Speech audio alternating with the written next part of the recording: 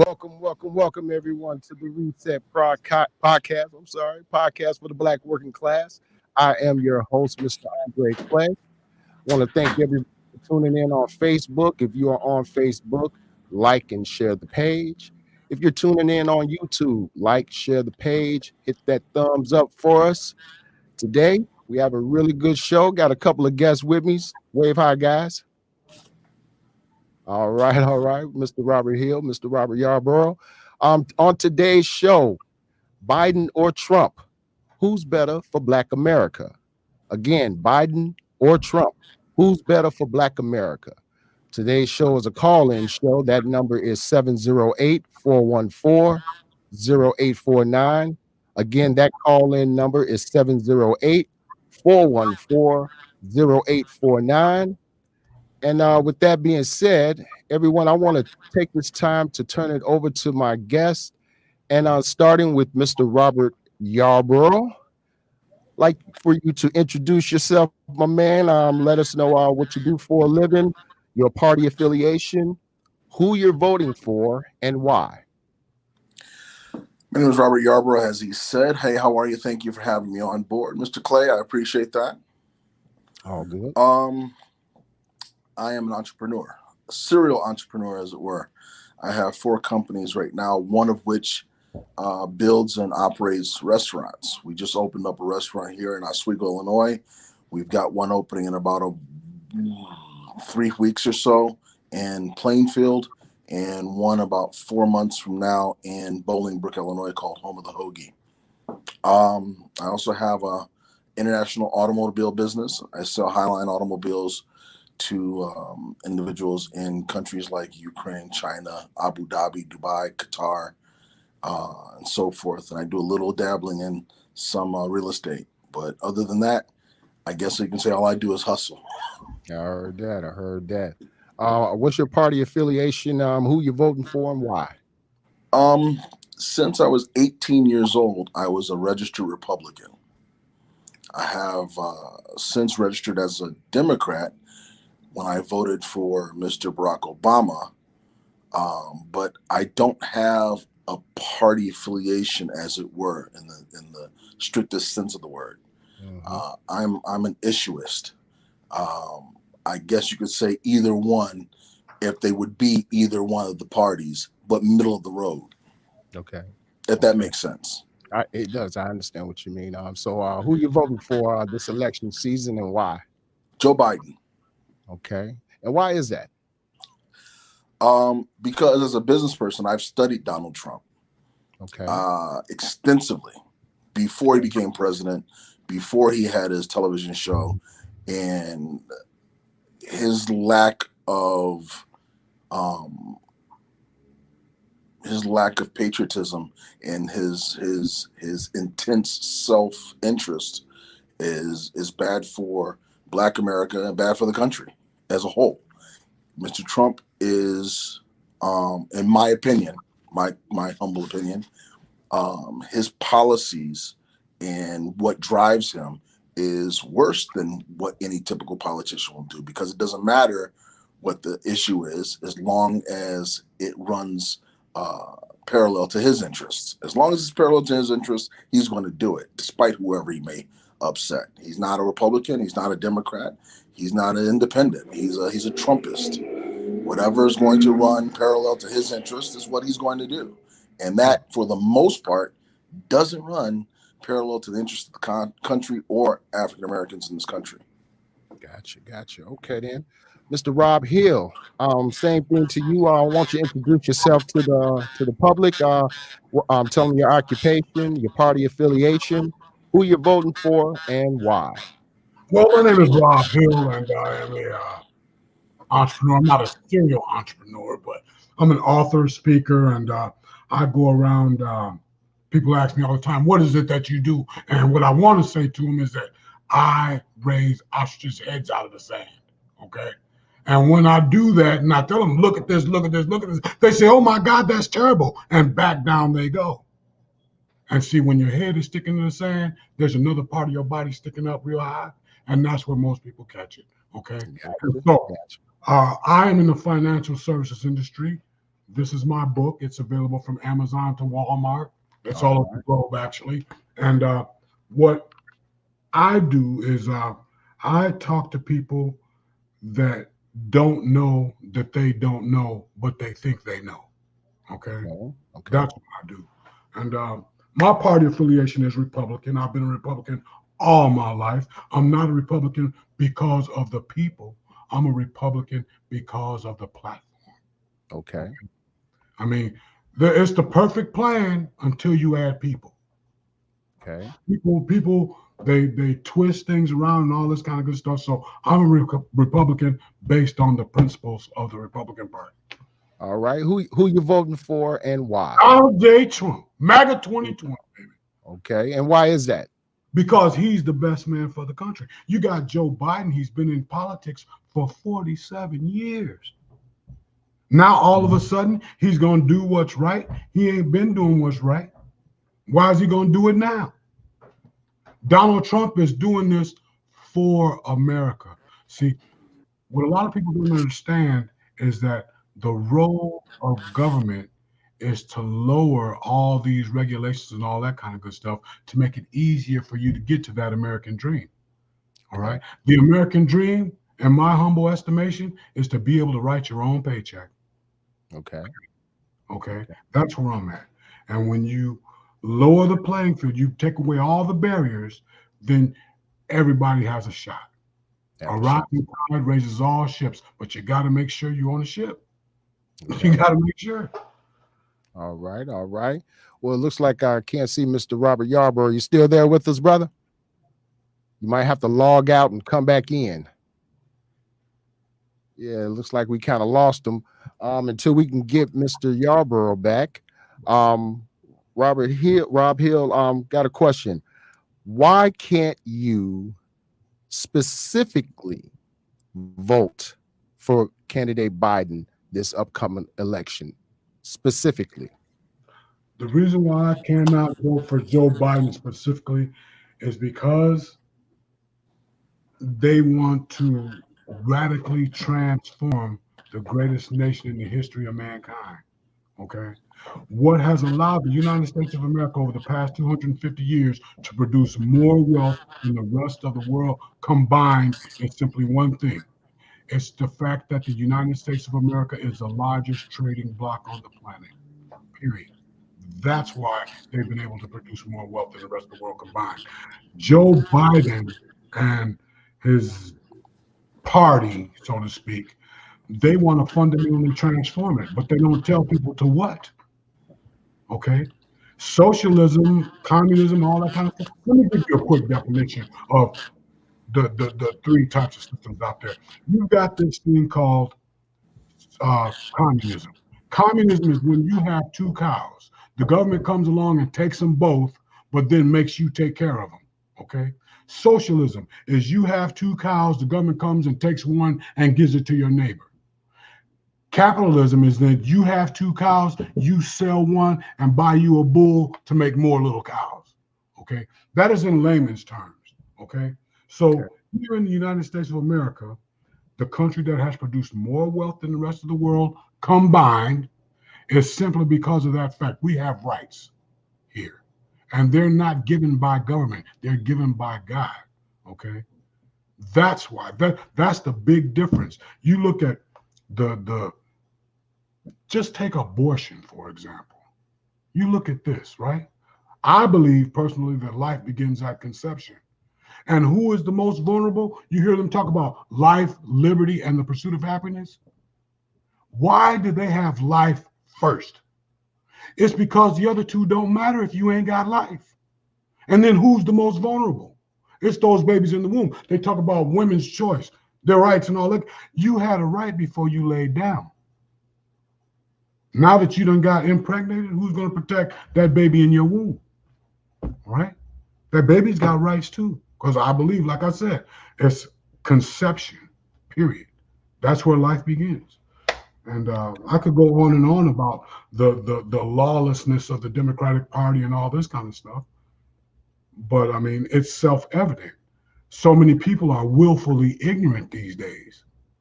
Donald Trump is the only president in American history to take his job without taking pay. I mean, they've been trying to shoot this man down ever since he ran. That's got to say something to you. Something, you got to be thinking something. Okay. Okay. All right then. Well, same thing to you, Robert Yarborough.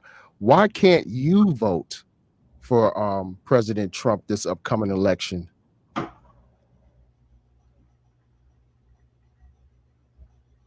Hold on a second. Your mic is muted. Hold on a second. Here we go. There we go. There's so much there to unwrap. That's a false narrative. He's not the only president in America to take a job without taking a paycheck. Barack Obama donated some of his paycheck, almost all of his paycheck, to charities. Bill Clinton donated 3 years of his paycheck to charities. There's about 10 presidents who have donated almost 100% of their paychecks to charities. The Republican Party has become, there's been a paradigm shift in America. The reason I can't vote for Donald Trump is because he doesn't represent the Republican Party, nor does he represent any American that I know of. There's been a paradigm shift. The majority of African Americans in the history of America used to be Republicans until such time as John F. Kennedy became president of the United States, and all of a sudden there was a paradigm shift. The United States, I don't know by what measuring stick you're saying the United States is the greatest country in the world. The United States does not produce the most money in the world. It doesn't even rank in the top 5. The United States spends most of the money in the world, but it doesn't have the most marketable platform. China, by all means, produces and consumes 3 times as much as the United States on any level. Matter of fact, China owns most of our debt to the tune of about $7 trillion. So we fall last place in a lot of things where we used to be number 1 in education. We used to be very proud of in intellectualism. We used to be the catalyst of creation and the idols of the world when it came to scientific discovery, manufacturing, education, all those things. We spend 3 times, 10 times as much as the next 20 countries combined on defense, and half of them are allies. There's no need for that. There's a whole bunch of things that I can continue to go on and on about as far as life, liberty, and pursuit of happiness. If, in fact, the Republican Party and Donald J. Trump would be the Republican Party and Donald J. Trump as they see fit, then, of course, I would be for it. But the Democrats, you can say the same thing, but they're not. It's a facade. I've been in business where, and to give you an analogy of a car dealership, everybody can understand this, where you have a general manager that answers to nobody but the owner. Okay. So let's say that the president of the country is the general manager. Okay. And the owner are all of the citizens of that country. Now, the congressmen and the people who are profiting from whatever's happening at the general manager's level, if the general manager is inept or unable to do the job, are going to hold him up and let him take all the credit for all the policies. At this point, what Donald Trump has done is say, hey, let's do this. I'm going to do this. I am so great. I'm so smart. I'm so smart. Meanwhile, there's nobody really at the helm. People are profiteering off of policies. And when the people are saying, hey, what's going on, that everybody else sits back and just lets him take the hit. Now, I understand that. I understand that there's also a process to be had in doing the business the way we do business here in America. If the United States wants to be, and I believe it could be, it is the greatest experiment on the planet. If it wants to adhere to the Constitution of the United States in the experiment that it was meant to be, then we have a moral responsibility to take care of the least of us as much as we take care of the greatest of us. There is no way we can be the greatest country on the planet when we have people so wantingly needing things such as health, simple health care, so wantingly needing things as food, so wantingly needed things as an education system that keeps up with the rest. If you move outside of this country, the confines of the news and the media that we adhere to here, you'll see that other countries, Qatar, the United Emirates, Japan, all those countries are so much farther advanced as far as how they take care of their citizens and what's available to their citizens than we are. We seem antiquated in the worst way. And it breaks my heart because I'm an entrepreneur. I believe in the system of entrepreneurship and capitalism. I believe that you can get a product or a service that you pay a little bit for, charge a little bit more, and move the price cost on to someone else so that you can raise yourself up. I believe in that. I've not gotten any handouts from anybody. But in saying that, I also believe that we have a moral obligation to take care of those who can't do that. Now, by no means am I a fan of communism or socialism. I think that to move their narrative forward, Donald Trump, the Tea Party, and all of those have tried to redefine what it means to be liberal. If you read history, you will see that things such as the Great Deal and coming out of the Great Depression and all the things that have made this country as great as it is has come from liberal points of view. But when you try to change the definition of the word liberal, or you try to move your narrative by downplaying those who have put the base and the foundation on and saying, this is what you can't change the word. A tree is a tree, no matter how you look at it. A con is a con, no matter what you want it to be. I wish that America was as it states on the Constitution. I wish that every man was given all the rights that we're supposed to be given, alienated by God himself. I wish that were true. If we all felt that way and lived the way that we say we felt, we wouldn't have any problems. But the fact that people do exist, we can't just go by titles. We can't call ourselves rhinos or Democrats or Wicks or Whigs or whatever the case may be and leave it at that, hoping to fulfill the destination and the designation of those particular parties by happenstance. We have to work through it. Mr. Trump's not interested in doing that. He's not interested in doing that, and it's a dangerous precedent that he's setting, not just in this country amongst ourselves, but on our allies. And the world is becoming a smaller place, and we are global citizens. We have to deal with the people who are dealing with us. If we try to ignore that, then it's going to be a surprise. Okay. You grew up on the east side of Aurora, right? Yes, sir. Okay, let me ask you a question. If you ignored the fact that GDs and Gangster Disciples and all those other people were going at war when we were kids and said, it don't matter, you leave your door open, you go outside not even thinking about what's going on, then somehow, some way, that's going to hit you upside the head. You can't ignore that. You got to be involved in your community. And as a country, we're a global community. You can't just be concerned about what you do alone, because when you do, you fail. Okay. All right. All right, guys. A very powerful commentary from the both of you. Appreciate that. I do have an article that I definitely want to read to you guys and get your input up. I got a couple of questions to go along with it. So if you don't mind, I'm gonna share my screen. Give me just a moment.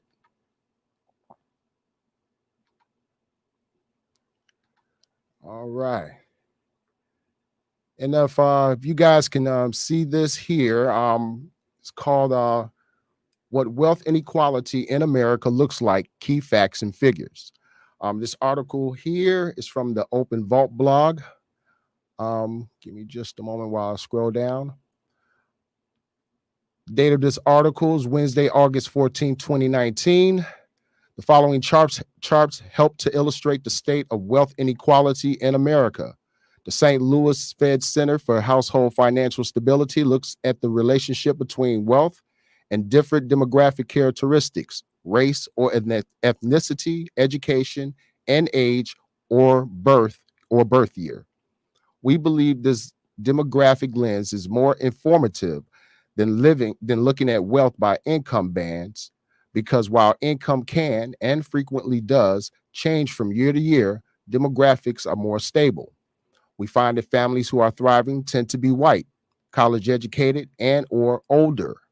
We find that families who are struggling tend to have one or more of these characteristics, Black or Hispanic, no 4-year college degree, and or younger. We also find that many families across the board are striving for more economic security. Using data from the Federal Reserve Board's survey of consumer finances, we discuss trends in a series of charts and discuss pathways towards building that security. Number one, income inequality has grown. Income is a fairly common indicator of financial well-being. Let's examine how income inequality has changed from 1989 to 2016, the earliest and latest years for which survey of consumer finances data are available. Below, we have that income distribution pre-tax charts. The description down here says this figure includes two pie charts. The chart on the left shows the 1989 share of total pre-tax income for the bottom 50% of income earners, the middle 50% to 90%, and the top 10% of income earners.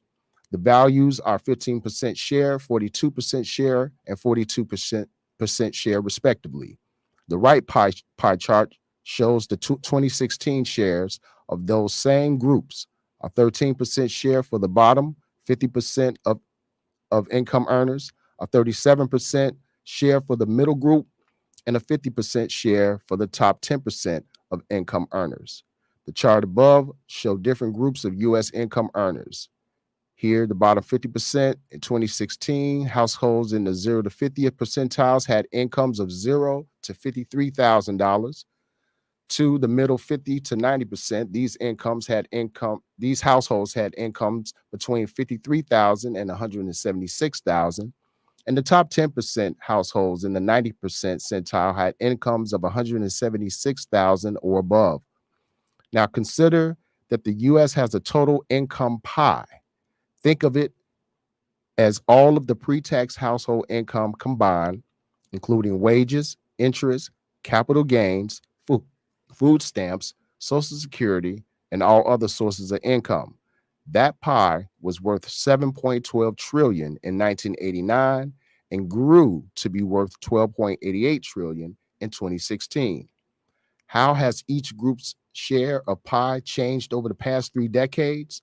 The bottom 50% and middle 50 to 90% of income earners have slightly smaller shares of the pie, while the share of the top 10% has grown to half the pie. So when I go back to the broadcast room, just a second. All right, guys, starting with Mr. Robert Yarborough. Question: given the information I just read, how best will your candidate or party address income inequality? Well, without researching a little bit more into the pie that you just used as a visual aid, I can't effectively answer that question. I can only answer that question in an opinionated fashion. According to what Mr. Biden and his cabinet have decided upon as their platform in strengthening our education system, lessening the burden of middle and lower income families when it comes time for school and education, and helping younger people get into secondary education programs such as community colleges for free, ending and deleting one of the biggest drains on young semi-educated individuals, such as student loans. Those are some of the things that will lessen the burdens of those who are trying to come up out of the situations they're in. I completely and fully agree with the fact that education is the paramount key to escaping poverty. And with those constraints, such as student debt, overwhelming student debt, and being less affordable, education being less affordable to those who are in most need, then I think that will help to lessen the income gap. Those who are educated and those who know better do better for the most part. And so if we help them to know better, we'll be able to put them in a position to do better. Okay. Mr. Rob Hill, same question to you. Given the article that was read, How best will your candidate or party address income inequality? Well, I would say that income inequality is a mindset. I mean, it's an idea that's out there. Um, you can't make somebody what they don't want to be.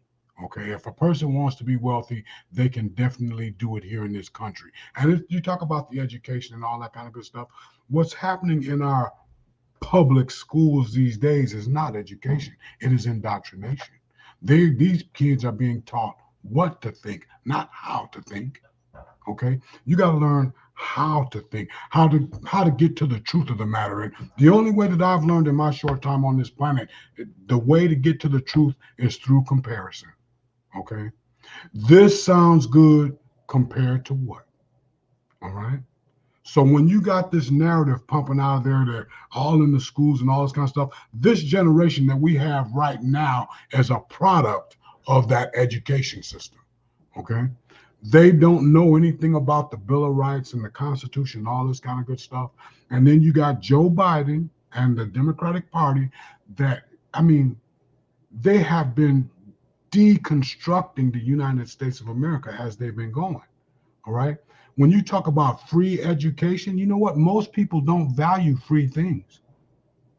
And I would submit to you also that there is nothing free. Everything is going to cost you something. All right.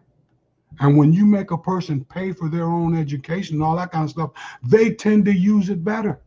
They tend to put more effort into it as opposed to being free. Right? Free is way off the table because everything costs something. Just because it's not costing you doesn't mean it don't cost. Right? And I also would submit to you that you can't educate somebody who don't want to be educated. Right? It just doesn't happen.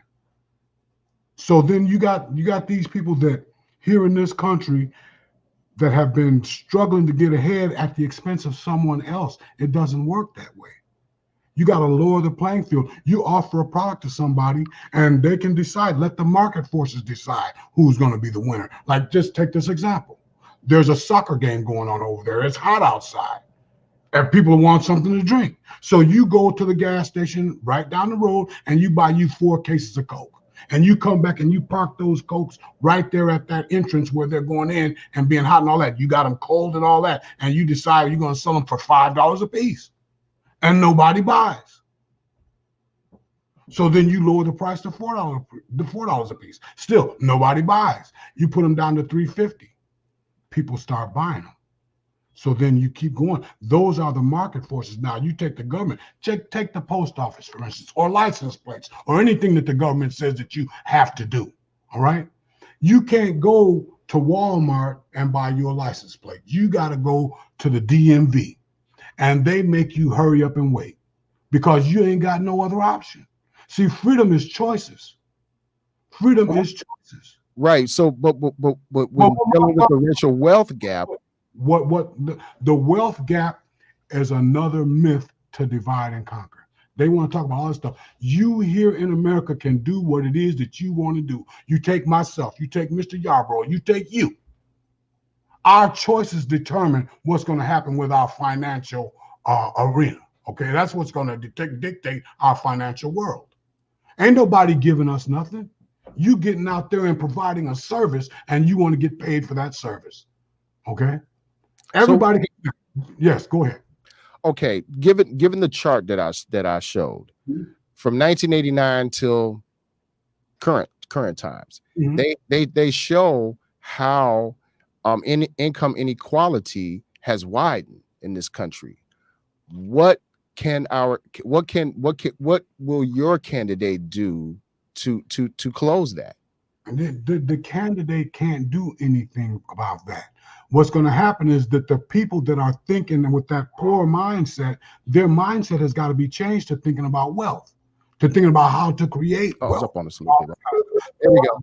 Candidates can't do anything except lower the barriers. See, it used to be in this country, okay, if you could cut hair, all you had to do was put a sign out in your front yard and say haircuts. But then the government stepped in and said, well, you can't do that because you got to have hot and cold running water. You got to have fire extinguishers. You got to have what are they, the carbon dioxide detector, a fire detector, and all that. You got to have 2 entrances in and out and all this kind of stuff. So the guy looks at it, even though he can cut hair, but he can't provide all this stuff that they want him to provide.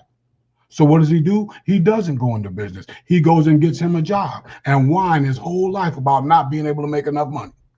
Okay? So it's not what the government does. It's more what they don't do. Okay. So you're saying, so Don't basically, all you these think the less involvement, Yes. an individual will be able to have the opportunity to build wealth on their own. Yes. All right. Well, let's I got another part of this article I do want you guys to address. Give me a second here. My screen share again.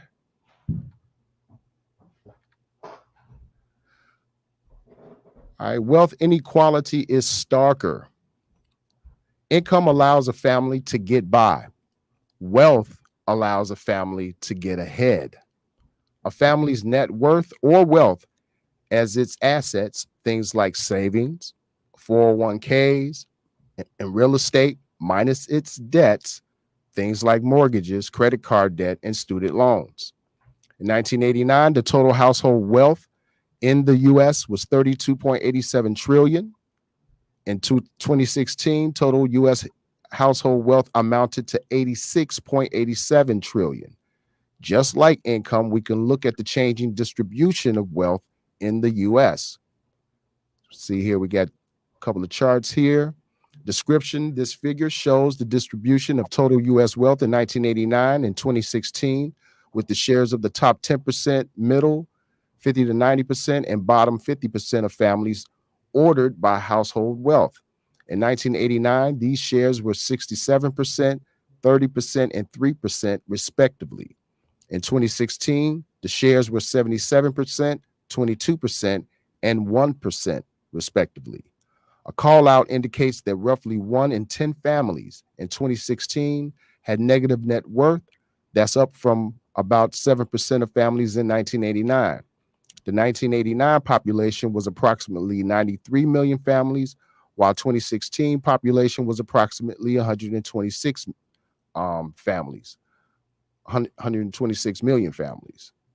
Someone's trying to call in right now. Just a moment, guys. Just a moment. Just a moment. They're ready to chime in already. Go back to the page. Hold on a second.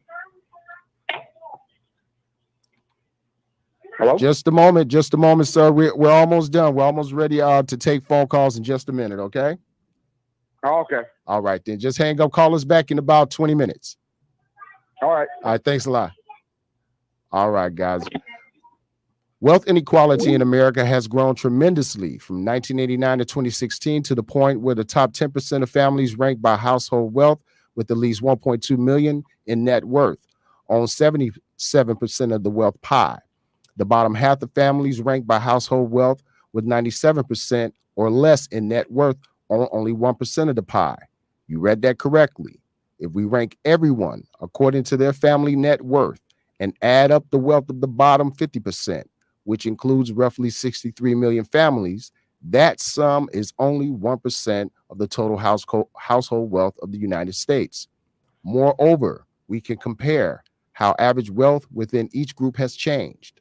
In 2016, the average wealth of families in the top 10% was larger than that of families in the same group in 1989. The same goes for the average wealth of families in the middle 50 to 90% percentiles. The average wealth of the bottom 50%, however, decreased from around 21,000 to 16,000. So even though the total wealth pie grew, this rising economic tide did not lift all boats. On average, the bottom half of Americans are getting left behind. An additional sign of economic insecurity, in 2016, more than 10% of families had negative net worth, up from about 7% of families in 1989. And let me go back to the broadcast room. Okay, and with that info right there, guys, question. How best will your candidate address the racial wealth gap? The racial wealth gap, not just the wealth gap across the board, but the racial wealth gap in this country. Rob, you can tackle that one. Well, first and foremost, we got to determine what exactly is wealth. Okay, because we're from what I've seen from that article, they're talking about income. They're not talking about wealth. No, they're talking about wealth. They just defined it as your income minus your expenses. But that's not Whatever wealth. you have- well, what you have left over from that is your wealth. Not wealth. It's not wealth. Wealth is something that's passed on from generation to generation. It can be. Well, only 3% of the wealth created in one generation makes it to the fourth generation. Why is that? It's because of all these different taxes we have. So what can your candidate do to get a hold of the wealth gap divide, the racial wealth gap divide? There is nothing that the government can do to change a population's mindset. Their mindset is wrong. You know what?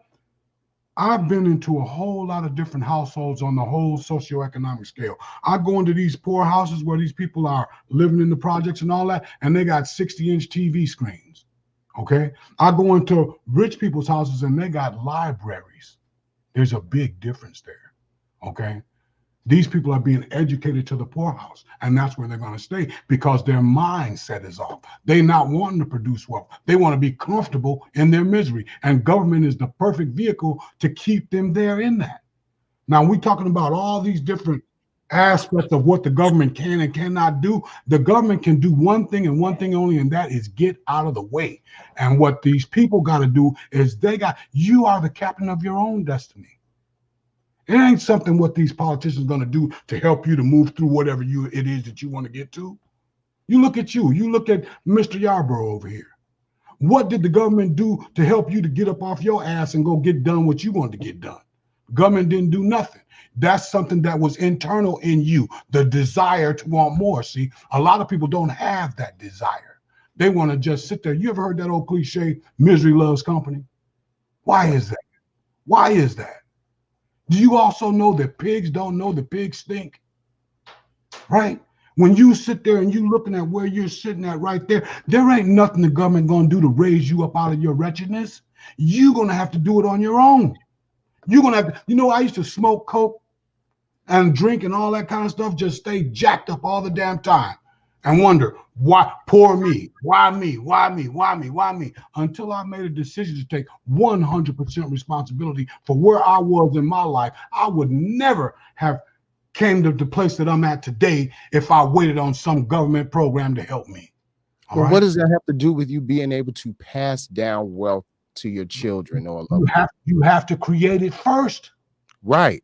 Exactly. You have to create it first. So what the article is basically explaining is that there has been the inability to create wealth by the bottom 50% of American citizens because income has not allowed them to do so.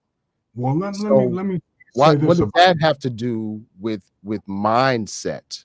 Wouldn't that have more to do with low income, low wages, the inability to be able to save, the inability to be able to take advantage of certain financial instruments in order to be able to create wealth for oneself? Well, it all begins with the mindset. That's I understand it stands with the mind, but what I'm saying is your mind and what's in your pocket are two different things. That's right.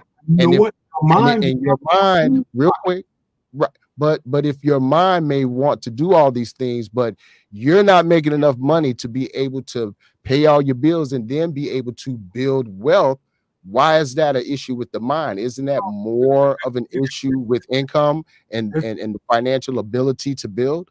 The money is not going to do what it needs to do by itself. You got to have a mindset in order to be able to use that money to help build the wealth. All right. First, we got to get a definition of what wealth really is. Number one.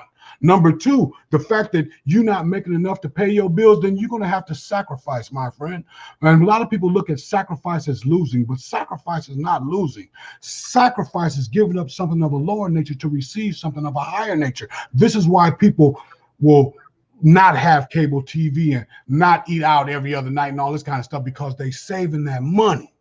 They saving that money, because when an opportunity comes your way, if you ain't got no money, guess what, my friend? You cannot act on that opportunity. All right. So you sit back and you put your money back. You don't eat out and you don't go to McDonald's and all this type of stuff. You know, you take your money and you save it. You ain't got 150 channels on your cable TV. You don't have a big screen TV. No, you know what? You sit down and you start investing here. You put it here. You put that money here. That's what I did, right? I mean, I was sitting around just looking stupid as all get out. Why? Because my mind was not directed, all right? See, you got to direct your mind to what it is that you want. You look at everything that you've got around you in your life right now. Did you not go for those things with everything you had in you? The same with you, Mr. Yarborough, you too. I mean, I applaud you for getting out there and this is what I want, and that's what you go for. Now, when you got people that are in a situation where they ain't got the money to do this, they ain't got the money to do that, then what you're gonna have to do is you're gonna have to sacrifice. All right. Sacrifice. Maybe you need to save more of your money. Maybe you need to put it aside. Maybe you don't need to have these Nike gym shoes and all this kind of stuff. You know. Okay. Maybe just sit back and stop taking what you have and putting it somewhere else where it ain't gonna do you no damn good. Okay. All right. Real quick, from the comments section, Mr. Sean Kennedy wrote, definition of wealth. Number one, abundance of valuable material possessions or resources. 2, abundant supply, profusion. 3A, all property that has a money value or an exchangeable value. B, all material objects that have economic utility, especially the stock of useful goods having economic value in existence at any one time. So going to Mr. Robert Yarborough, same question, my brother. How will your candidate address wealth gaps? How will your candidate or party address the racial wealth gap?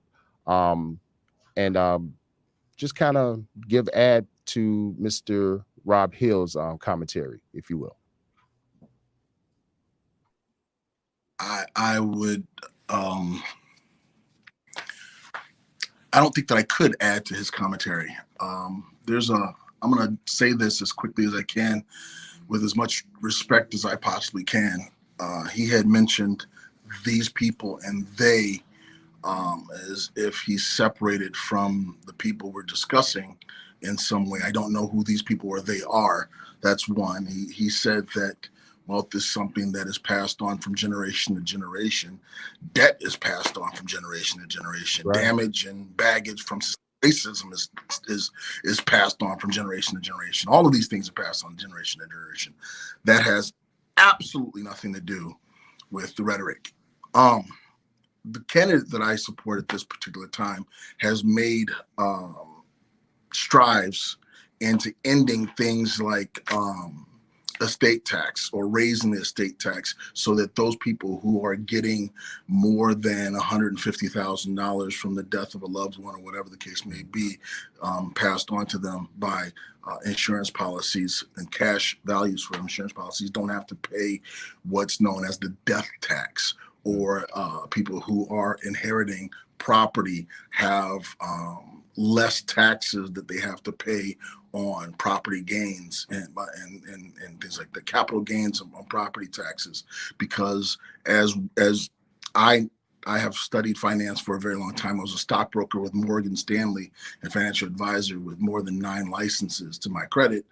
I understand that wealth is typically passed in real estate and insurance more than in cash. Cash is spendable, as I think Mr. Hill was trying to allude to.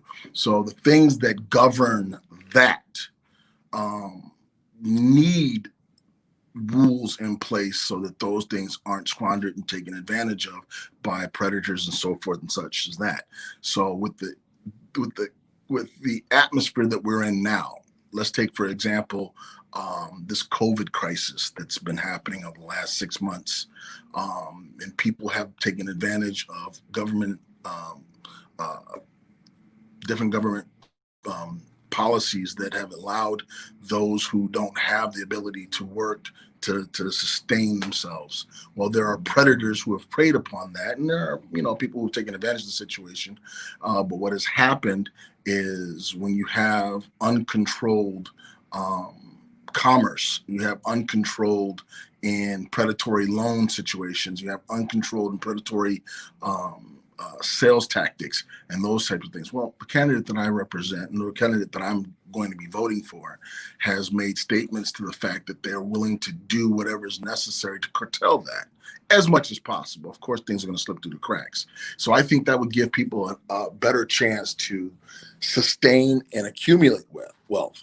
If you, for example, are able to inherit the house that your parents lived in when they pass on or pass it to you without having to pay additional tax monies and whatever property increases that may come with that, then you're able to use that, to increase your net worth. Essentially being able to make that part of your wealth to pass on. If you don't have to do certain things like pay extensive taxes on equities that are more geared towards those of lower income, then you can actually build your net worth and move forward in order to pass on wealth. As I was saying before, in this country, there was a love for the entrepreneur. There was a love for the scientist. There was a love for those who sought truth and intelligence. And just recently, I would say in the last 10, 15 years, people have replaced intelligence with woke. I don't know exactly what woke means, but I do know that in the way that people use it and the cliches that they tend to use, it takes away from those who do true understanding and research as to what the problems are. It is so easy to spit out taglines. It's easy.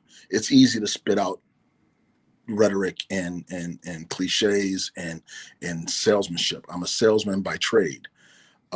It's more difficult to address a situation with an intellectual and goal-oriented uh, uh, path, as it were. I think that the Republican Party at this point, and not all, but the Republican Party at this point has no interest in passing or narrowing the wealth gap. I think that they have an interest in maintaining their own wealth. It's a self-indulgent party at this point. And it's just very difficult to listen to some of the things that are going on. There's so many things I could say, but to answer your question, my candidate would do a lot of things to bring down the policies and additional taxes on those trying to pass wealth on to the individuals that come after them, so that they can actually take a step on the shoulders of the come before them and exceed and succeed, rather than starting from a place of poverty and beneath where those who came before them ended up. Okay. Was very interesting. So, two of our conservative brothers, I got two different approaches that their candidates or the philosophies of their parties are taking to addressing these issues concerning Black America. On one end, we have Mr. Yarborough, who believes that government can play a role in helping to regulate the way in which wealth is distributed, redistributed, and made to be a more attainable thing for the average American, specifically Black Americans. And Mr. Rob Hill, believes that government needs to get out of the way and allow people the opportunity to build wealth on their own, given their own devices. With that being said, it's funny that you guys brought up generational wealth and that ability. Give me a second while I share the screen again. Hold on. Come on.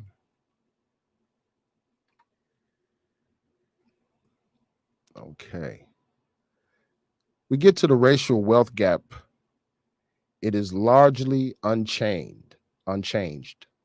Aggregate trends can mask financial weakness revealed when splitting groups demographically. For example, the racial and ethnic wealth gaps. Despite some fluctuation, the large racial and ethnic wealth gaps remain essentially unchanged. When looking at white Black and white Hispanic families, note that families are grouped by the survey's respondents' primary racial ethnic choice. In 2016, the typical white family had about 10 times the wealth of the typical Black family and about 7.5 times the wealth of the typical Hispanic family. This chart here, description, this line chart displays the white Black racial wealth gap from 89 to 2016. The top horizontal line shows the median 50% percentile wealth of white families, which was 134,000 in 1989 and 163,000 in 2016. The bottom horizontal line shows the median 50 percentile wealth of Black families, which was 8,000 in 1989 and 16,000 in 2016. The tops of the dotted vertical lines indicate the 75th wealth percentile for Black families. Notably, these never reach the 50% wealth percentile of white families. Take a look at the white Hispanic wealth gap. The description, this line chart displays the white Hispanic ethnic wealth gap from 1989 to 2016. The top horizontal line shows the median 50 percentile wealth of white families, which was 134,000 in 1989 and 163,000 in 2016. The bottom horizontal line shows the median wealth of Hispanic families, which was 10,000 in 1989 and 22,000 in 2016. The tops of the dotted vertical lines indicate the 75th wealth percentile for Hispanic families. These never reached the 50% wealth percentile of white families. Now, by typical, we mean a family at the middle or median. In other words, the 50 percentile of the wealth distribution for that race or ethnicity. The middle wealth value is a useful approximation, of the typical family's experience because it is more resistant to extremely high or low wealth families than the average. The figures above show that over nearly 3-decade period, the U.S. has seen very little progress in narrowing racial and ethnic wealth gaps. In terms of the total wealth pie that we examined earlier, 86.87 trillion in 2016, white families in 2016 own 89% of it, while Black and Hispanic families own a 3% sliver each. This is especially troubling given the changing racial makeup of the population. More than 1 in 4 families are headed by a Black or Hispanic person, up from 1 in 5 in 1989. Yet their slivers of the economic pie have barely budged. According to our research, what might be particularly indicative of the magnitude of the racial wealth gap? In no survey year of the Fed's survey of consumer finances, 1989 to 2016, did the wealth of Black or Hispanic families in the 75th percentile reach the wealth level of white families at the 50 percentile. Go back to the broadcast room. All right, guys. Now, given that information, historically, we all know about the way in which white America attained its wealth. And for the most part, it was not done by simple hard work. It was done on the backs of those who worked for them, specifically during slavery times. And after slavery, along with the shutting out of the ability to create wealth, Black America was disproportionately held back from being able to participate in buying land. Sometimes when they were, land was taken away from them, stolen from them. Wealth that was accumulated, destroyed, as we have seen in the examples of, Black Wall Street and the like. But today we don't see this gap getting any smaller. And I'm curious to know from you guys, maybe starting with Robert Hill. President Trump, um, he addresses the racial wealth gap in his platinum plan. And in his platinum plan, the way that one of the ways in which he chooses to address this is by a program in which he insists that 500 billion will be made available to Black business owners, entrepreneurs for business loans. Is this an effective way to help build the wealth gap, in your opinion? Well, I would say that it's part of the equation, okay? Because people need to know how to run a business and all that kind of good stuff, as opposed to just throwing money out there. There's going to be a lot of waste in that particular type of a system. Before they start handing over the money and all that, people need to create business plans. They need to know the structure of the business and all that kind of good stuff. But to just say that it's a money thing, it's not a money thing. It's a mindset. That's my take on it. It's a mindset that needs to be changed. These people are looking, well, people in general. You hearing that noise? Yes, that someone keeps trying to call in. I have not opened up the lines yet, public. Just give me a minute. Go ahead, Rob. Okay, they keep doing it. People, if they want what they never had, they got to do what they never done, right? You got to get yourself educated. You take myself, man. I had no stuff, but there was a lot of hoops that I had to jump through in order to make it a reality.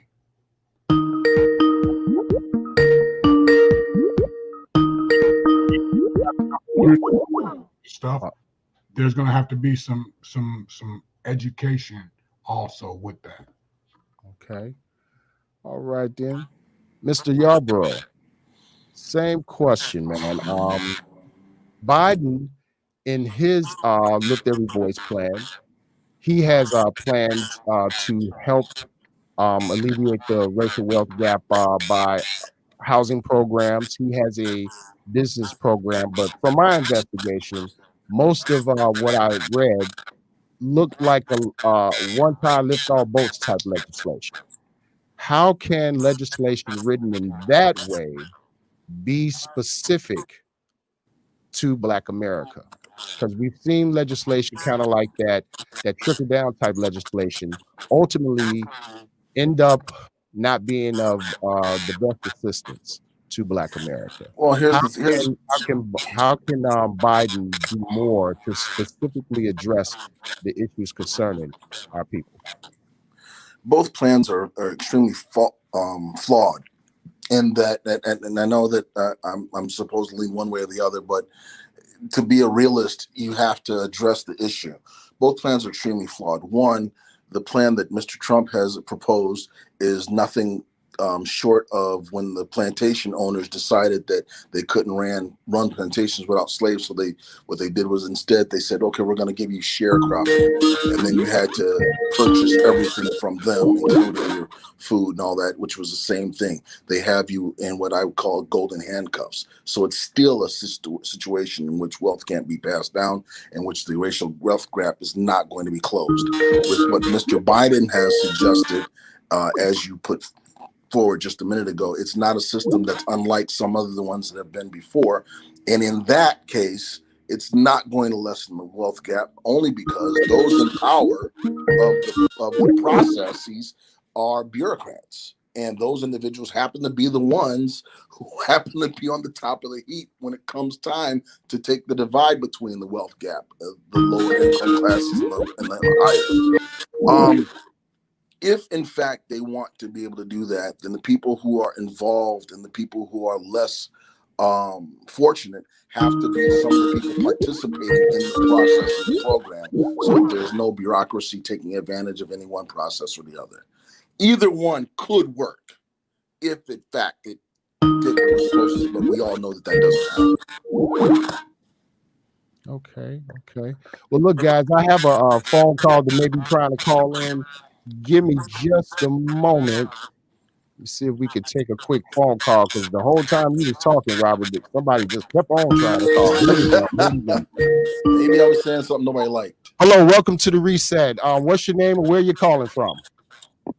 My name is Tyrone, and I'm from DeKalb, Illinois. Hey, how you doing, Tyrone, man? We weren't ready to take phone calls yet, man. But since you kept calling, we gonna take you right now, my brother. Oh, yeah, I said 20 minutes. I was like, okay. Yeah, no, no problem. Yeah, we had one of the guests still talking. But what's your question? Who's your question for, and what's on your mind, man? Well, I wanted to ask your two guests that I wanted to know their political stance. As far as because there's a lot of stuff. I get a lot of things, comments, because my name, I am Tyrone, and I will be voting for Trump this year, and Okay. and a lot of people are like, they come out against me kind of hard, and say, how can you do that? You're supposed to side with the Democrat Party, and you're a traitor. So I was just trying to get your guest opinion on that, preferably because I haven't seen any racists. Everybody say he's racist. I haven't seen it personally myself. So. Okay, then. Well, I'll tell you what, Mr. Robert Yarborough, you want to address the caller right here? Sure. Initially, as I said before, I registered Republican when I was 18 years old. I'm fiscally conservative, but I have a moral obligation to be socially liberal. So I fall kind of in between the lines. I don't necessarily side with any particular party. I'm an issuist, and I believe that anybody who picks party over person is an idiot, in my opinion. Forgive me. All right. The caller mentioned Trump's racism, that he doesn't see the racism. What do you think about that? He's not looking for it. Here's the thing. It's impossible to racism is a quantifiable fact of this country. And Mr. Donald Trump, if in fact you believe, as I don't, that you can have a 70-something-year-old white man born on the East Coast of this country who doesn't have any racist views, then you're sadly uneducated as to how this country is conceived and what these people think about you. Donald Trump is a racist. There's no doubt about that. The facts are there. He doesn't denounce racism in any fashion or form. He applauds those who represent racism. He does what people call plausible deniability. He comes just close enough to say it makes sense if somebody says, well, Donald Trump's not a racist. He didn't say down with all black people. No, he didn't say down with all black people. What he said was the Proud Boys are good people, and those who were at the rally were good and kind people on both sides. Nobody says that. Nobody says that at a Klan rally. Nobody ever says that. So I think that if you can't see the racism in Donald Trump, then it's probably time you look a little closer with unfogged glasses with nobody else's opinion, including your perception but yours. Okay, all right then, Rob Hill. The caller addressed President Trump. He's a supporter. What do you have to say in regards to the caller? Well, when you talk about this racism thing, and you know what? If you ain't black, you ain't black if you don't vote for Joe Biden, right? You look at the history of this man. You look at all you got to do is look at the history. It's right there in plain sight for you. You know what? The 1994 crime bill. What you got to say about that?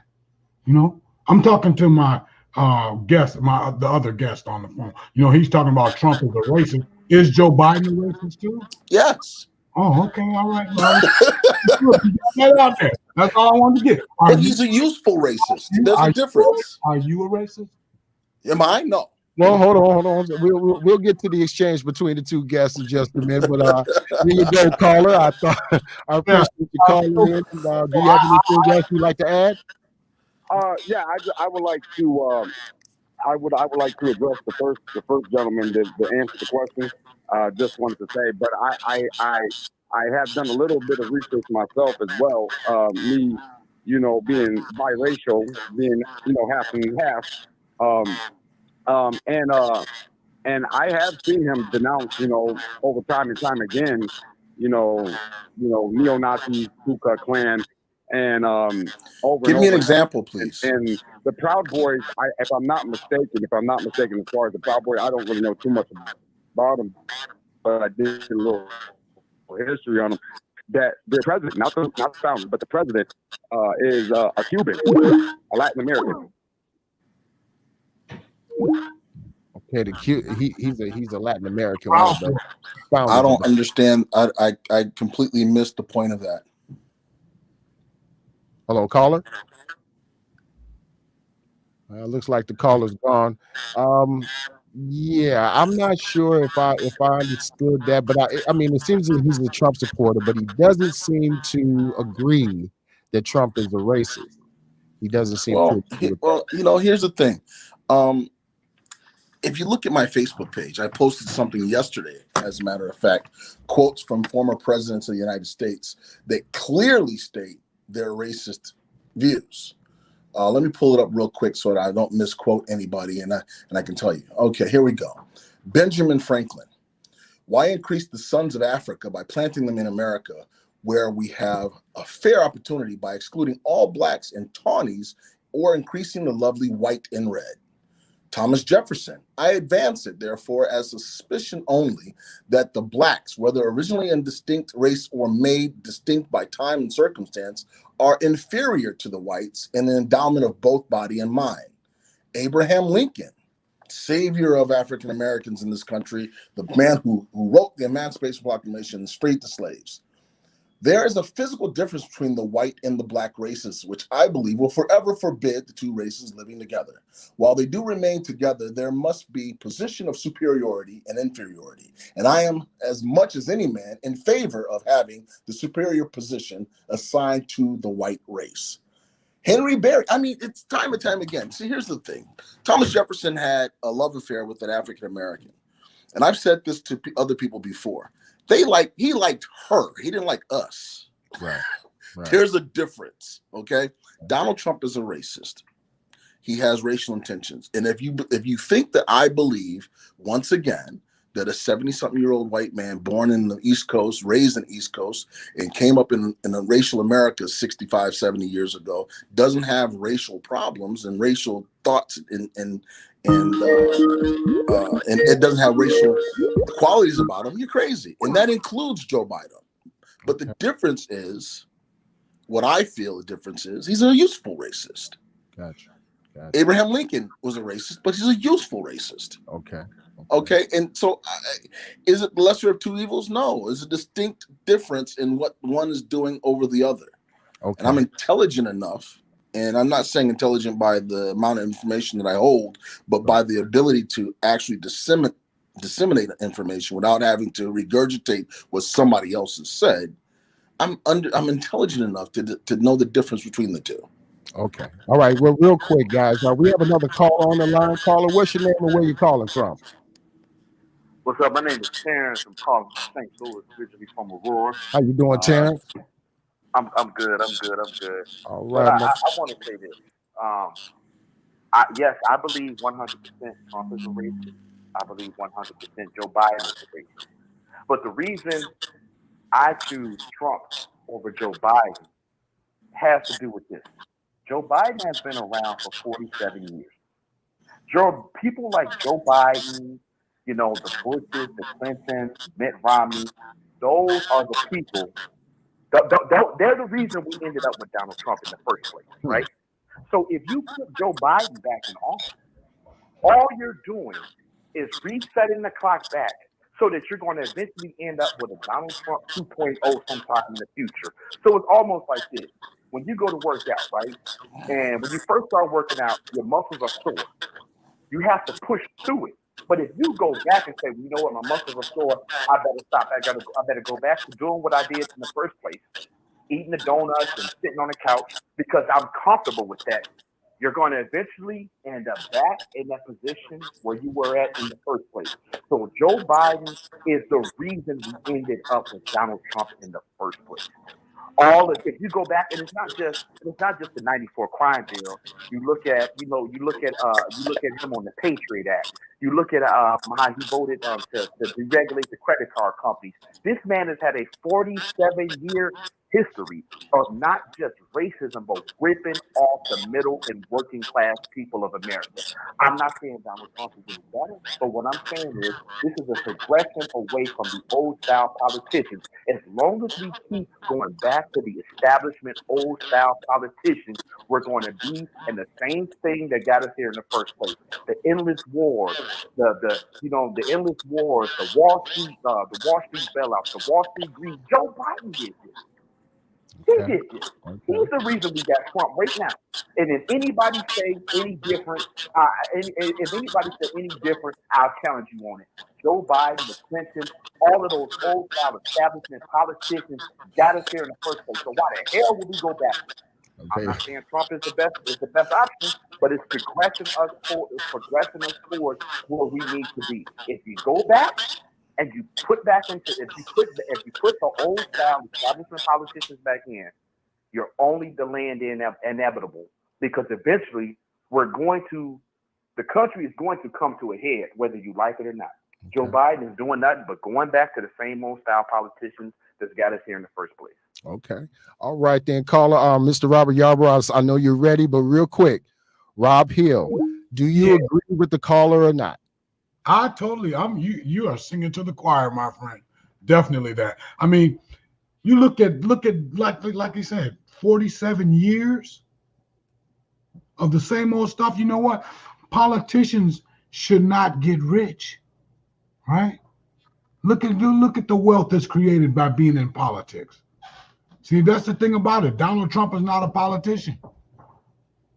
Donald Trump understands that the business of America is business, period.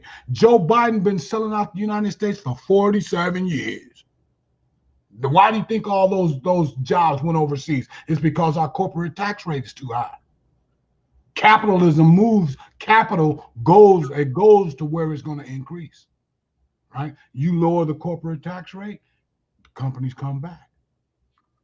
Simple as that, right? All right. You just lower the price, get out the way, in other words. Okay. All right, Mr. Robert Yarbrough, the caller that was just on the line. I see you looking there. What are your thoughts on what the caller had to say?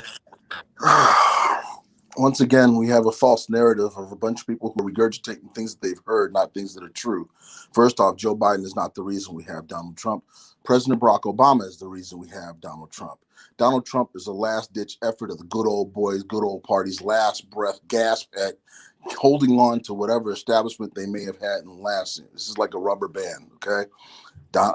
Joe Biden is not the reason for a lot of the things. People sit there and say things like Wall Street bailout as if that was a bad thing. But what they don't know, I was on Wall Street.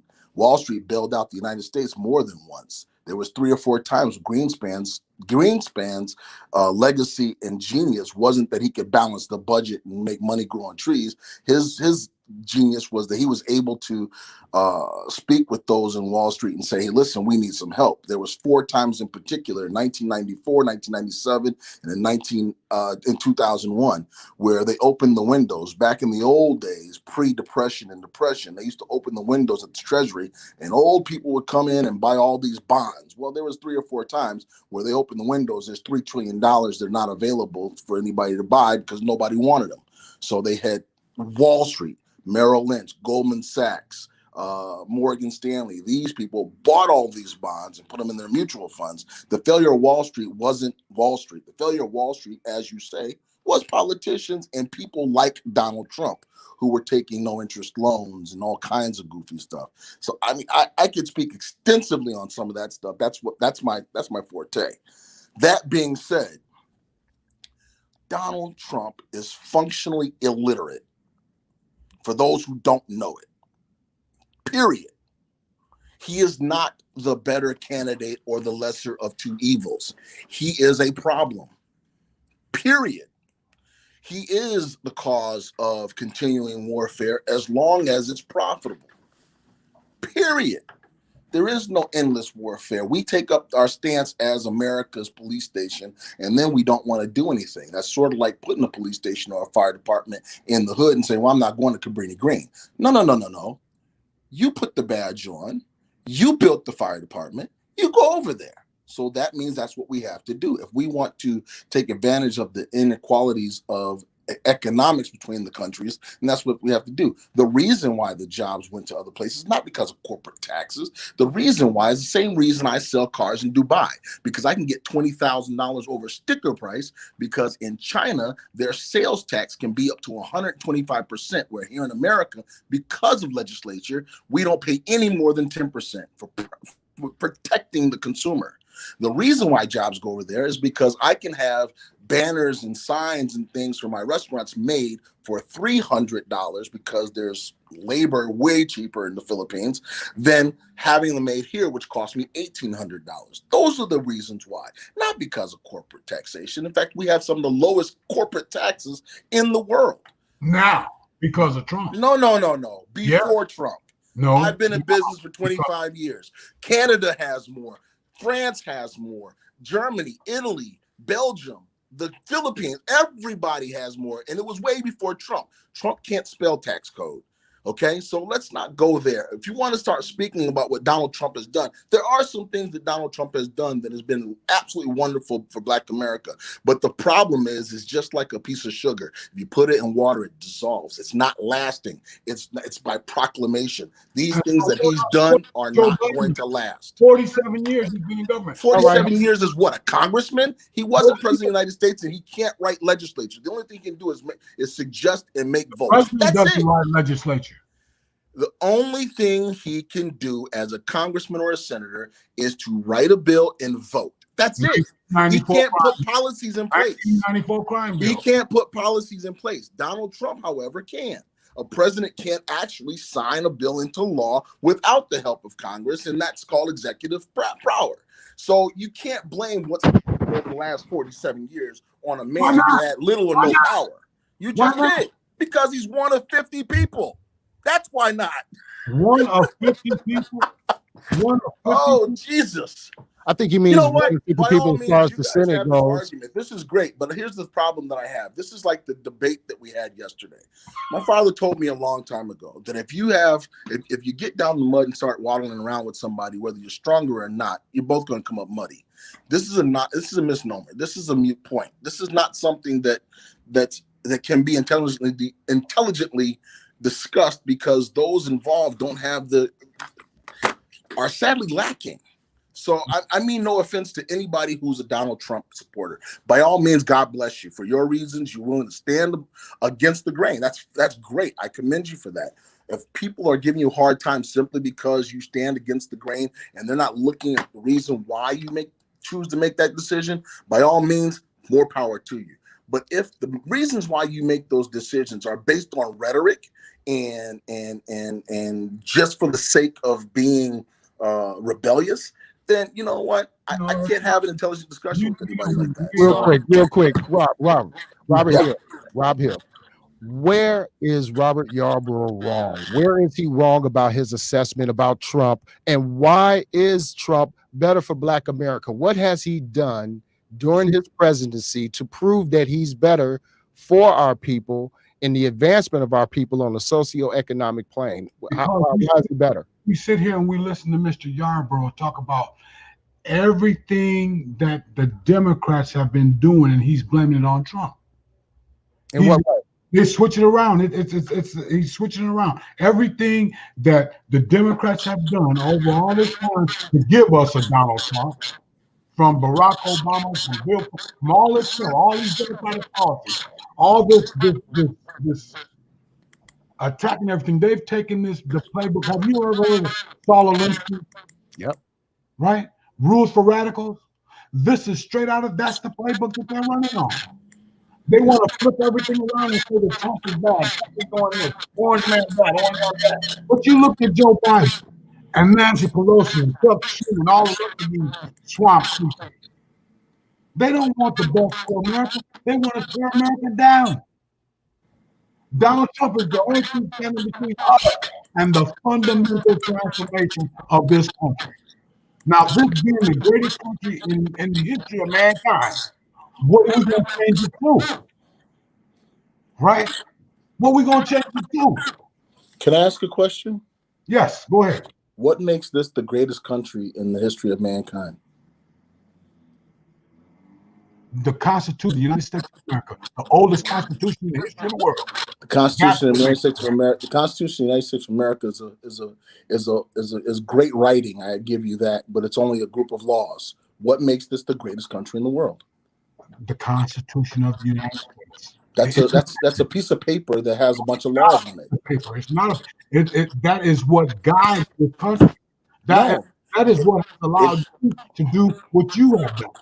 No, it's not what allows me to do the things that I've done. No, it's not. It is not. That's your opinion. But the fact of the matter is, it is not. The Constitution of the United States does not make this the greatest country in the world. Every 198 civilized countries in this world have constitutions, and they're very similar to ours because we've sent our scholars over to help them write their constitutions. So the Constitution of the United States of America is what makes this country the greatest country in the world. Yes. We're 110th in education. We're less than 200. We're less than 200. We're less than 200th in math. Our GDP is less than the top 50. Our GDP is less than the top 50. The only thing that we lead this country in is incarceration and belief that there are aliens or angels. So that's the only thing we lead the country in. People who are trying to get to the United States. Brother, your mic isn't that loud, Rob Hill. Oh, it's not? Now you're good. Oh, well, explain to me why there's so many people trying to get to the United States. I don't know. I'm asking you, what makes it the greatest country in the world? It's the Constitution, the Declaration of Independence. It's the founding document. The Declaration of Independence is a declaration of war. Doesn't make it a declaration of war. And the Declaration of Independence does not include the Declaration of Independence. We don't want to be a part of you anymore. Didn't the Constitution not include, real quick, gentlemen? The Constitution did not even include blacks when it was written. True. Is that not true? It is true. All right. So how is the reason that it was amended, the reason that the Constitution was amended and said that black men and women are 3/4 of a person is because the North had so many more voters than the South that the South wanted to vote their slaves on behalf. And so they counted 3/4 of them as men. The Constitution is not it's a policy. The Declaration of Independence is a declaration of war. Those are not things that make something the greatest in the world.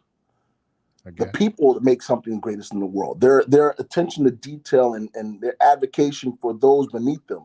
The people who rise above pay attention to detail to what these Democrats are trying to do to this country. It was very nice talking with you, gentlemen. Thank you for having me. Just stay right here, man. I got one last question for you guys. One last question. Given the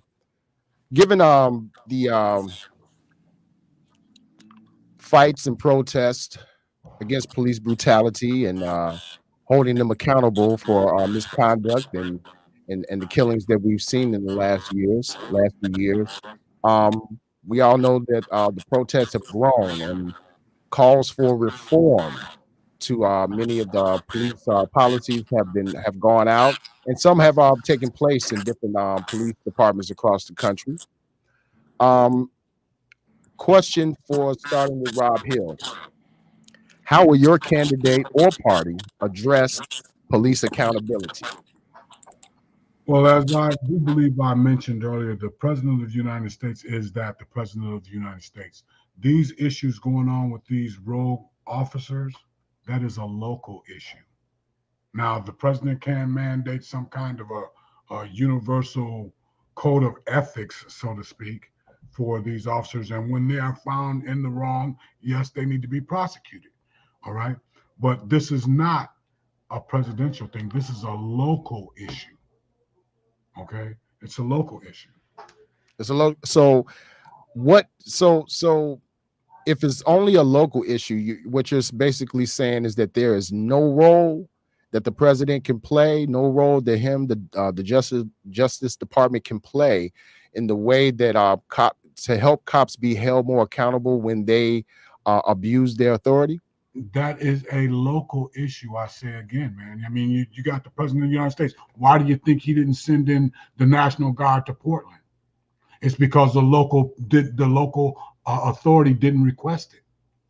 Okay, so that's, I mean, as far as holding the police accountable, that is on the local level. That's Okay. the local. All right. Robert Yarborough, same question to you, man. How will your candidate address police accountability and misconduct? By upholding the thing that makes this the greatest country in the world, the Constitution of the United States of America, which is his job. The President of the United States is actually the top cop. He is the top enforcer of law enforcement in the United States of America. So if, in fact, your civil rights, which are given to you by, the Bill of Rights, then he has a responsibility to protect those, whether it's local or federal. So by upholding those things in the Bill of Rights and by upholding the Constitution of the United States of America, making those agencies who are adhered to municipalities and other things that have fallen under the Constitution of the United States more accountable, then the President of the United States can do something about cop killings and the like.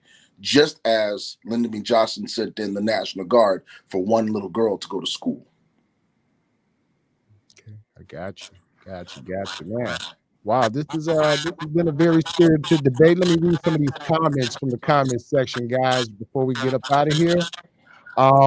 Monica Tucker says men need to get it in their pants too. Get the heck out of here. So what if it's a matter of life or death for the woman? They shot down Obama when he ran too. What's the point? She has a question for Rob. My question is, does he co-sign Trump's antics on Twitter? And does he believe Trump was valid in his asinine behavior during the debates? Rob Hill, what do you have to say about that? Yes and yes. How so? Because of the simple fact that it was a tactic what he did in the debates. Okay. The tweets and all that was just a tactic in the debates to push Joe Biden off his square. That's all that was. All right. And as far as his tweets and all that go, I'm with it. Keep doing it as much as you want because he bypasses the mainstream media when he does that. Okay. What are your thoughts on the debate, Robert Yarborough? How well do you think Biden did versus Trump? I commend him for not jumping over the podium and choking him, but I don't think he did as well as he should have. As I said before, when you get down in the mud with somebody, here's the thing. Let me ask you a question. Let me answer your question by asking you a question. If you walk upon a man and two people are arguing and fighting, and they're arguing over something that's as simple as healthcare in the United States. And I say simple because I think everybody agrees everybody should be healthy, but how it happens is the argument. So you walk upon these two people arguing and fighting, right?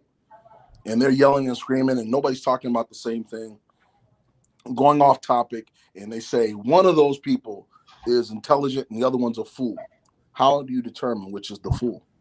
Well, you can't from a distance. Exactly. So I think they shouldn't even debate it, the man. It's irrelevant. We learned nothing new. The debates are to find out. Joe Biden going to say whether or not he wants to back the court. I think it's a matter of gentlemen. It is a matter of perspective. This is not for anyone else. I mean, we may be more politically mature. Some people are not. And this discussion here, as fruitless as it may appear to be, not this one. The debate. Yeah, that was. Let me ask you. I don't know that anybody who watched that learned anything new about either candidate. Quite honestly, during the debate, you didn't, because neither one of them really addressed anything. Policy. Right. No policy. It was just a bunch of name calling and name, mudslinging and. Absolutely. So I as far as policy goes, no, I didn't learn anything new. I didn't learn anything about the character. I didn't learn anything about the character of either one. They both seem to be who they both seem to be who they've always been. They both seem to have the same thoughts they've always had. I learned nothing new. And as far as Donald Trump and his tweets,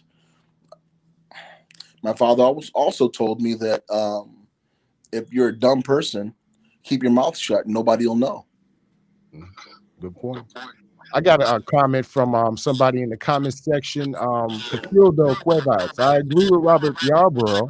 You can work within the Democratic Party to advance certain pro people of color policies. You can't do that under this administration. I got a question I wanted to ask Robert Hill. What is your opinion about President Trump's push for immigration reform? In part, he insists that he does it because he's trying to protect American jobs. His insistence is that immigrants come here and they take jobs from American citizens. What is your opinion about that approach to reform with the immigration policies? Well, we've got a big immigration problem here, and it's not so much as people who are immigrating to this country as opposed to people who are immigrating to this country illegally. All right. But they don't want to, I mean, for whatever reasons or whatever, they want to call everybody immigrants, but they don't want to call out these illegal immigrants. All right. It's not the legal immigrants that Trump is fighting against. It's the illegal immigrants. That's what he's fighting against. Now, when you bring people over here that cannot contribute to the country, i.e., they've got higher education and all that kind of good stuff. Well, yes, we want to bring them in because we want to improve the country. But now, when you got the low education people and all that, you bring them in here and they work for less than what a man will say, well, I ain't gonna do that for that amount of money, but they will. I mean, it's a bad situation because that lowers the wages for everybody and all that. Which is I'm not against that at all. Everybody needs to produce some type of income for them to be living, or else they will turn to crime. So we need to close the border, and have people coming in the right way and not overstaying their visas and all that kind of good stuff. So I'm all with that. As far as all the illegal immigrants that are here already, that's a tough call right there. And I'm not saying that I have all the answers to all of that, but if we legalize all the people that are already here, what about those people that are standing in line to get in here legally? Shouldn't we just let the door open the floodgates and let them in too? Right? I mean, the people that they've got to pay a price for breaking the law. If you come into the country illegally, you done broke the law. Period. Right? I feel you, Robert Yarborough. What about you? What is your stance on immigration as far as those coming in and those who are here, a part of the DACA program or have been born here? Is President Trump's approach to immigration reform correct? I mean, the immigration reform is necessary, but not in the same way that my friend Mr. Hill has put it. There's a couple things I'd love to be able to say to that. One, I like buying lettuce for $1 a head. I don't want to spend $6. Your phone sound funny, man. Your phone sound funny. Can you hear me? Yeah, I can hear you, but it sounds kind of sped up a little bit. It doesn't sound real time. Say something now. I'm sorry, I couldn't hear what you said. Yeah, it sounds like you're underwater.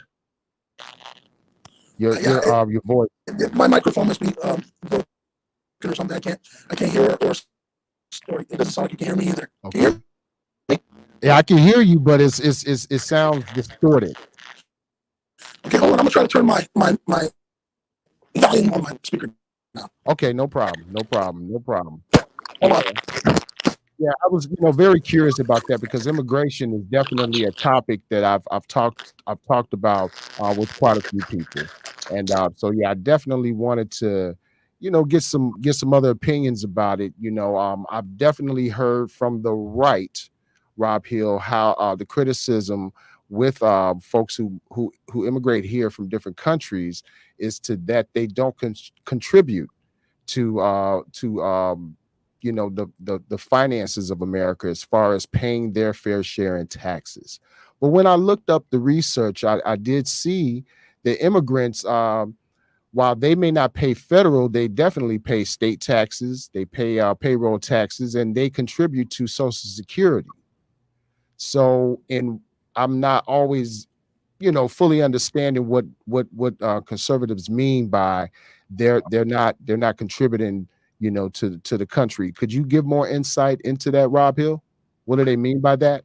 Yes, well, what they mean when they say they're not contributing to the country is that if you come in here and you take a regular job, I mean, just like any other person that is not contributing, I mean, your labor is a good thing.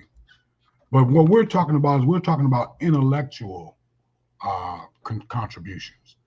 People with higher degrees and all that coming over here. I mean, you look at the programmer and the people that are in computer science and all that kind of good stuff. Now, those people are contributing because we are in the computer age. All right. Now, the people that come here that don't have those degrees and all that, it's fine and dandy. All right. But we want more of those technological people as opposed to having the low educated people. Okay, quick question, but couldn't one argue, Rob, that even those who come here with higher educations and more technical aptitude, could it also be argued that they may be taking the place of Americans who may have the same education or technical aptitude, and are being overlooked? Well, in that particular situation, you give the job to the best man. That's that right there. Doesn't matter if they're It doesn't matter where you're from. If you are the better man for the job, you get the job, my friend. Period. But when it comes to unskilled labor, that's a different method under which it all goes to the lowest bidder. Okay. Okay. Whoever's going to accept the lowest amount of wages, that's what we're going to get the job to. Okay. Right? Okay. And it's not a bad thing to have people coming over here with no skills, because once they get here, they can get the skills. Okay. So no, it's not close the door on them, but you got to find out what's their motivation for being here. Okay. What is the motivation? Oh, I want a better life. That ain't good enough.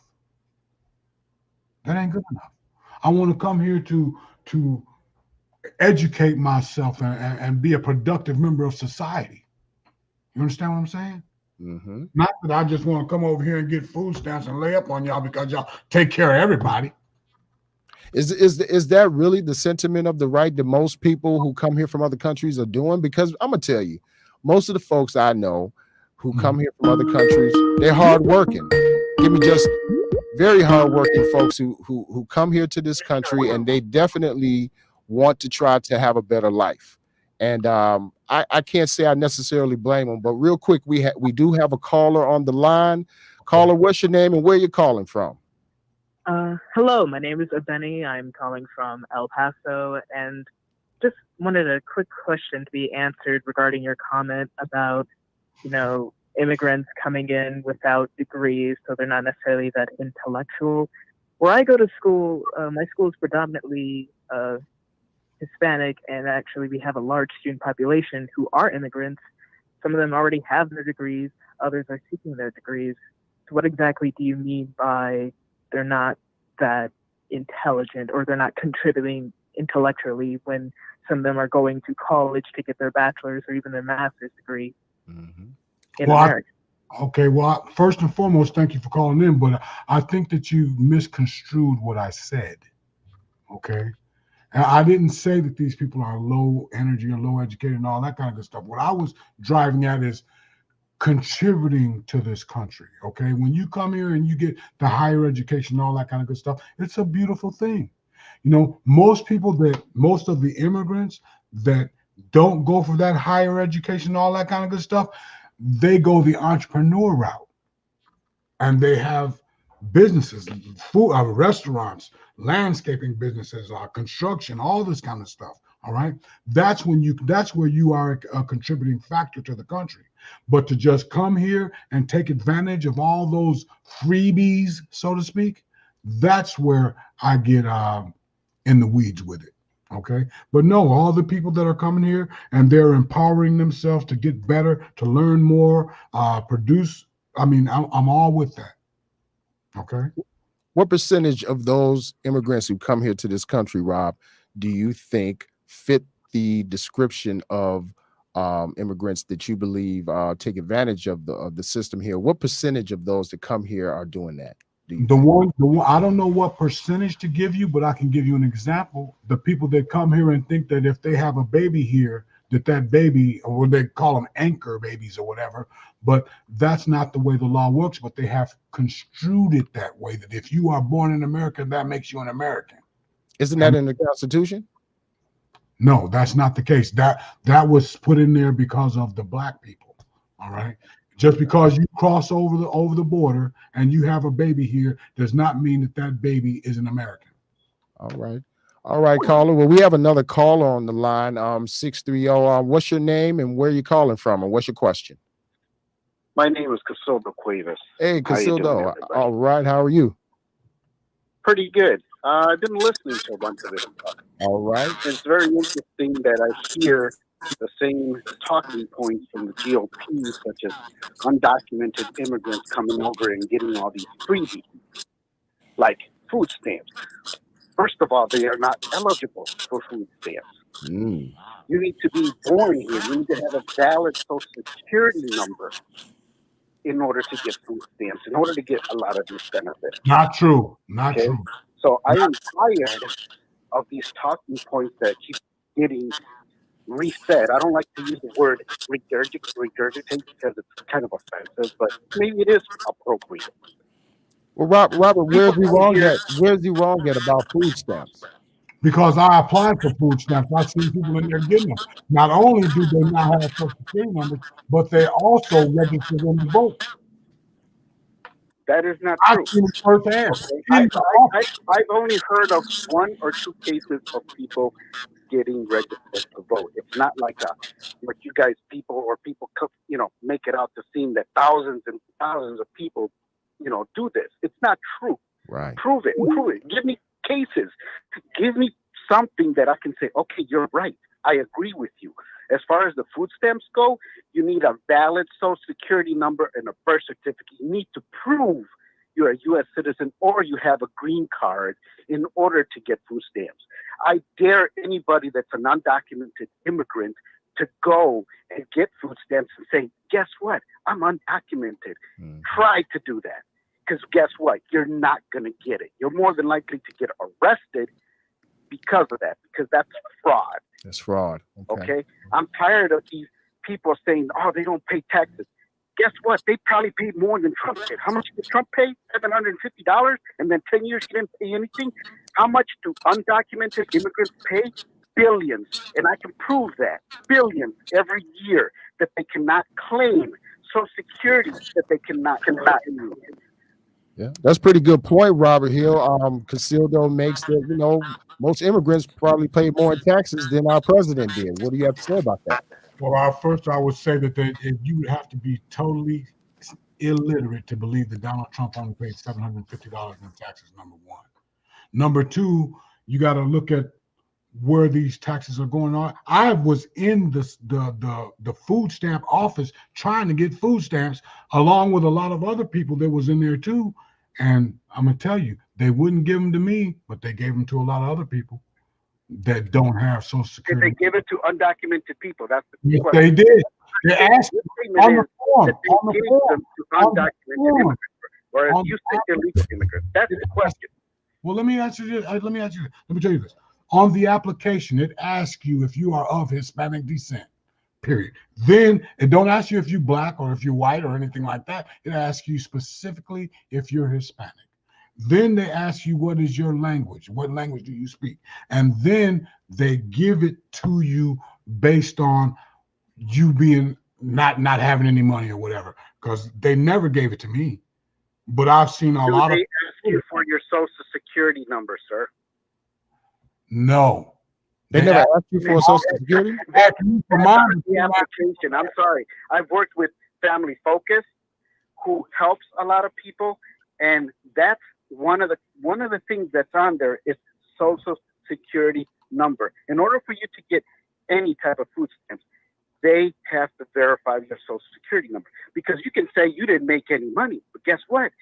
They're tied into the IRS. They boom, boom, boom, boom, put in your social security number and say, whoa, wait a second, you made X amount of money. They don't just hand out food stamps to anybody. Come on now. Oh, yes, they do.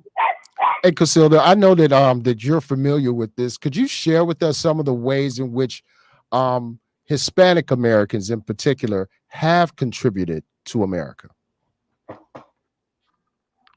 One of the points that was made earlier, I believe by you, Rob, is they become, they own businesses. They make their own businesses. If they can't work for somebody, they come here and they start their own business. I think that's very good, because guess what? Businesses have to pay taxes. Businesses thrive. If there's a job that nobody else wants to do and undocumented immigrants do it, and people think or frown upon it or don't frown upon it, and this is what needs to stop, is the talking points that certain people put out there that are not true, that are very untrue, and it's very unfair to undocumented people and people of color. This whole tax reform bill that Trump did, who did it help? Did it help me? Did it help me? Heck no. I know in the long run, it's going to detrimentally be very unfair to people of color. It helped the rich. Of course it helped the rich. Yeah, and it's going to keep helping the rich. Yep. This country has stopped being of your argument is way off. rich. Hold on a for the second, Rob. lobby. Let him finish. Let him finish real quick. Let him finish, and then you can chime in. What people don't understand is, are there bad people that undocumented immigrants come? Yes, and I say get rid of them. But there are people that legally and unlegally come here, and that are very beneficial to our communities. They are law-abiding people that try their best. Why do people come here? To better the life that they have in another country. And I'm not only talking about Mexico, South America. Right. I'm talking right now, the number one immigrant that's coming over is not Hispanics, it's not Latinos. Okay? It's Oriental people. Orientals, First of all. Asians. Yeah. Correct. Okay? Another thing, immigration that's been coming over from South America and stuff like that has declined drastically. A lot of the ones that are coming over right now are asylum seekers. Guess what? It's legal. But guess what? Trump is still separating them, putting kids in cages. Oh, don't give me this Obama stuff. Yes, I know that. Because why? I protested Obama. He failed immigration reform. So did Trump. Trump, what did he do? Ban Muslims. He didn't ban certain, different people and stuff like that. He banned Muslims. That's very specific. That's racist. That's also why it was shut down. He got cut down in the Supreme Court because it was religious based, and you can't do that. Exactly. Yeah. Exactly. And that's not the first time that he has done something like this, of showing his racism. It's not. Well, But again, to your former question of, do immigrants contribute to this? Yes. I mean, look at all the stuff that inventors have invented. If it wasn't for immigrants, this country wouldn't be the country it is. I feel you. Point blank. I feel you. Okay? Look at all the people that have invented stuff. Immigrants. Okay? Unless you're Native American, more power to you, you're still an immigrant, and you were descended of immigrants. Yeah, I hear you. Okay, Rob Hill, thanks a lot, Casilda. I greatly appreciate you calling in, man. Rob, what do you have to say about that? Along with Abini Merriweather, who writes in the comments section, literally every single minority has contributed to the culture and society of this country. This country would be nothing without communities of color. How do you feel the same way, Rob? Or Yes, yeah. Well, I would submit to you that this country is what it is because of what we have done together. All of us, everybody included in that. Okay. Now, there are lots of different ways you can look at the state of this country right now. Okay. You got two views. You got the right and you got the left. Now you can look at what's going on the left, and you can see that they're doing everything in their power to get rid of this man, Donald J. Trump. Why are they doing that? It's because of the simple fact that he's against everything that they stand for. Donald Trump is for the American people, and the Democrats are not. They want control. They want power. They are power hungry. Okay, that's it. You look at what's happening with these quote unquote stimulus, right? The Democrats are shoving so much stuff in there that's unrelated to anything COVID. All right. You look at the shutdowns. What's going on in these Democratic ran states and But cities? wouldn't it be fair to say that both the Democrats and Republicans, because those stimulus packages are floating through Congress, and the Republicans are signing off on this, and the Republicans are the ones who included those very wealthy companies being eligible for some of this stimulus money as well, man. So when it comes down to it, I don't know if I can just put it off on just one party for the failure of how it's been rolled out. You know, I don't think that's an accurate thing to necessarily say, but that's where you're at. Because I'm looking at both sides, and I'm looking at the legislation itself, and I see the process under which it was written and passed, and both parties had their hands. You got to look at, you say these big companies. These big companies have what you call employees. All right, they're big for a reason. But see, these big companies, if you remember, a lot of them gave the money back because they didn't necessarily need them, because a lot of those big companies, not all of them. That's true, but you see the companies that took the money, they didn't need them. They didn't need that money. They filed the paperwork and they got the they got the money all because legally they could. Legally they could. They were eligible. Don't get me wrong. Well, who are you to say they didn't need it? Because they gave it back. They said it themselves. Well, there's some. There's other ones. I'm not speaking about those that needed the money. I'm only speaking about those who gave the money back. Those companies like Walmarts, like your Targets, like your Amazons. Those they should money back. My issue is that they never should have filed because they didn't need to. They gave it back. Yeah, but you're missing the point. They never should have filed. You understand what I'm saying? They didn't need to. They never should have filed.